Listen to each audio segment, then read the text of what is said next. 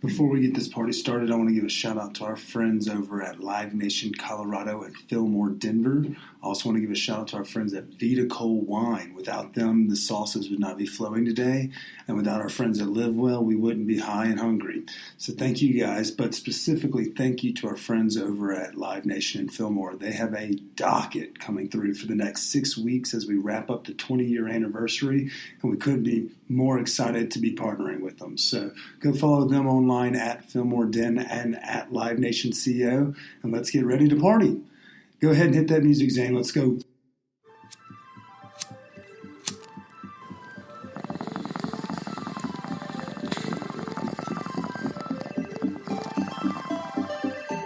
The suppression of the use of marijuana and of the forces lurking behind it are the most important jobs this department is now engaged in. In 1930, the records on marijuana in the Washington office of the Narcotics Division scarcely filled a small folder like this.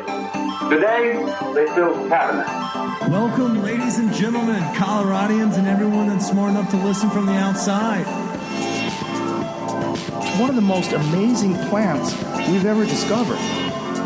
The pot party, the trippers, the grasshoppers, the hip ones, all gathered in secrecy and flying high as a kite.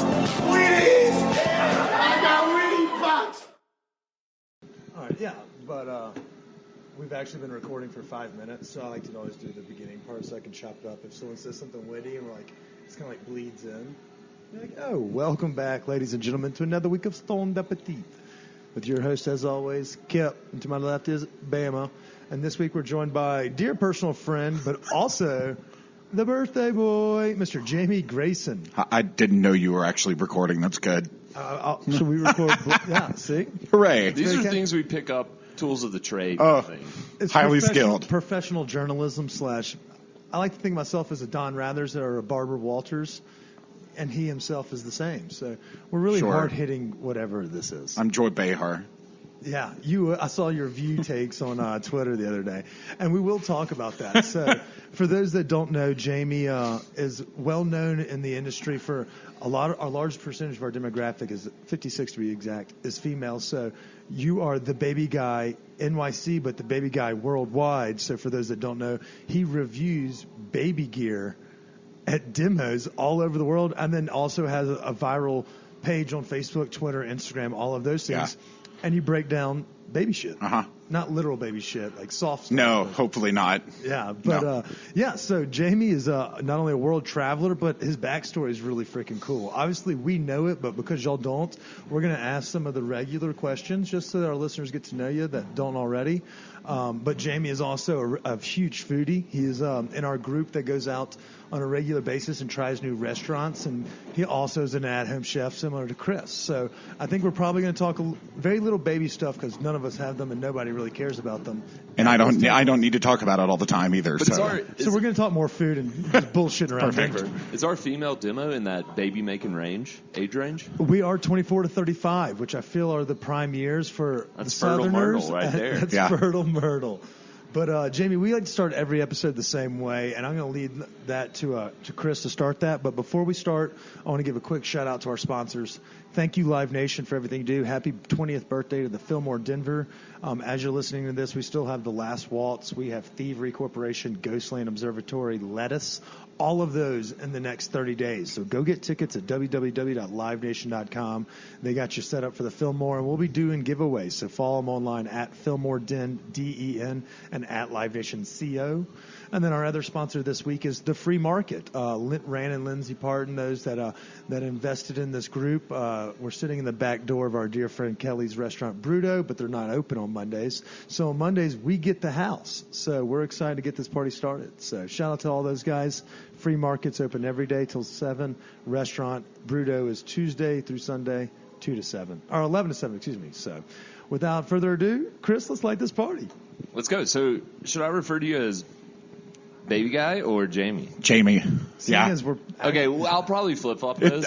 People still go back and forth all the time who actually know me. So I'll try to stick to Jamie as much as possible, but probably won't. So, Jamie, baby guy, are we a transplant or a native here? Transplant. transplant. Yeah. Where are we coming from? I lived in New York 11 years and then moved here just over 3 years ago. No, don't sugarcoat it. What? Where are you from? I'm from Arkansas. Okay, yeah. I know, but I didn't go directly from Arkansas here. That's I true. did actually go to school. All right, so Yeah. you're different than most folks from Arkansas. Truth. See what I did? Where in Arkansas are we I from? grew up in Little Rock, but my family is from a town about an hour north of there called Bald Knob. It's about 2,300 people. But my grandfather was there, and he was principal and school bus driver for 30 years. And Sounds like Kipsel 20. so Hold we on, were all principal and school bus He driver. he went from like That sounds like a he fucking taught a couple different classes, and then he was also driving a bus. But then he left teaching to become principal, and he wasn't driving bus anymore at that point. But we also have about 1,000 acres of farmland. So on top of that, he was also a farmer. Did your parents ever meet Bill Clinton? I went to church with him growing up. Nuh-uh. Really? Yeah. You're lucky you didn't get thrown into the trade. Yeah, I knew. I actually used to go to the governor's mansion quite a bit, and like Bill knew me. So there's always been a story that every time he would walk into a room, he's one of those guys that had the charisma and character where everyone stops what they're doing. Yeah. You could be talking to like the fucking POTUS now, but people would turn and look, and they're like, he commanded the attention of the room. Yeah. God damn. I Very, feel like very that comes charismatic. along with playing the saxophone. He played Silent Night on the saxophone every Christmas Eve at church. Holy fuck. Yeah. Dude, I he would was have a gone. cocksmith I as would have well. gone. Yeah. We need to get Bill on the podcast. Do you think you could facilitate No. that? Y'all lost touch after a couple of years? Yeah, I haven't. I mean, I have not seen Bill Clinton. I was at the party the first night he and Gore were elected at the State House. 92? Sure, but I haven't seen him since then. I can't. Don't you hate it when your friends like Yeah. big time you? Like, oh, sorry, got to go be president. Yeah, Can't be sorry. friends with Jamie And now anymore. it's more relevant than ever. We could talk about impeachment, but anyways. Yeah. Neither here nor there. Okay, I mean, Arkansas. he's also one of the he's the sly. He's like the definition of a silver fox. That guy just slays. And he's a cocksman. He's a true cocksman. I love him. He had to eat really unhealthy because he had like quadruple bypass a while ago. And Well, I mean, every time he was campaigning, he would always stop at like, Whataburger? No, we didn't really have Whataburgers in Arkansas at that point. the local diner. No, he always would stop at like a McDonald's or something. You remember they made fun of it on SNL, and Phil Hartman would like be jogging. He'd be in the tracksuit, like run in, and he would sit down and eat people's fries. I do vaguely remember that. Now, It was so good. And I mean, we mentioned happy birthday, so you do have us by just a couple years. Jamie's celebrating his 30th birthday this year. Sure. Get out of town. Don't 30. We lie about our age all the time on this. It's not substantially more than that at all. It's 5:30. Yeah, 30. So you're just a little bit older. So that skip may be deaf on some ears. But yeah, okay. So went Arkansas, but you were in New York for 11 years. Yeah. Which is kind of, is that where you?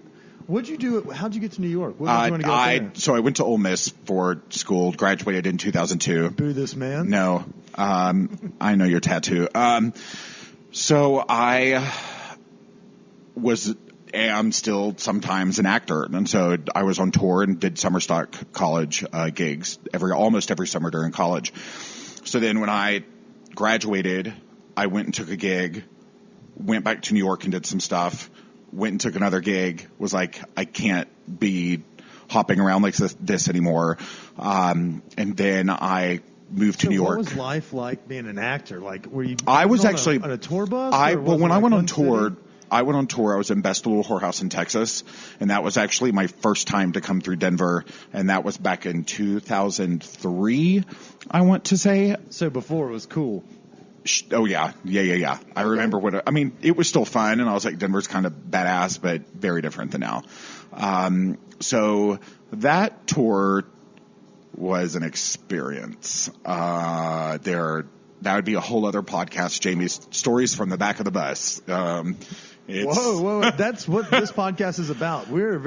We need to hear those stories. No, it's awful. Like you're on the bus and you're doing a lot of one-nighters. So you wake up at like 5, you get on the bus. Doing drugs and partying. Not really. No, you drink a lot. blankets. Drink a lot. Yeah, is this like a tour bus with bands, or is this No. more like docile? No. It's like you sleep for a few hours. No. It's like a big coach bus. It's nice, but like you get to the city, you sleep. The next day you do a sound check. You do a show that night. The next morning you repeat, and you do that for months.